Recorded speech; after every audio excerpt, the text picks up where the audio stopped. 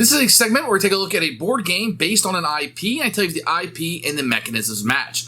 Today we're going to look at Penny Arcade, the card game. A turn of the game is going to equal three things. The first thing you can do is you can play a stuff card. The stuff card will have a green border on it. The second thing you do on your turn is play a hijinks card, which is the blue bordered ones. In this case, look at the top three cards of your deck and rearrange them in any order. In order to play a hijinks card, I must have at least this much intellect in order to play it. The last thing I can do on my turn is play an attack card, which will be signified by the red. In this card, discard the top two cards of your deck. If you discarded a success, your opponent may not block this attack. This little icon would signify a success. So I have successfully attacked, and they cannot block this.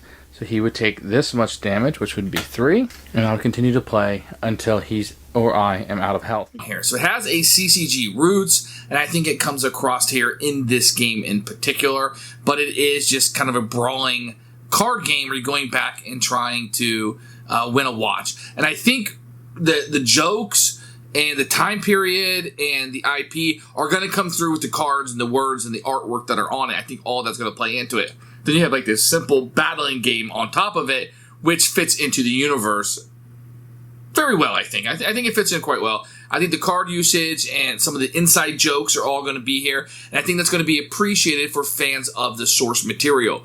You're not going to get this grand game or something that's going to blow your socks off. Everything here is going to be familiar to you, especially if you've been playing games for a while. But the question is the IP and the mechanisms match. Yeah, I think the battling comes through. I think the jokes are going to come through enough for fans of Penny Arcade. The game itself may let you down, but I don't think the IP or in the mechanism matching is going to be the part that lets you down at all. Mediocre game, but I do think the IP does come screaming through, especially if you know the jokes and get a lot of them.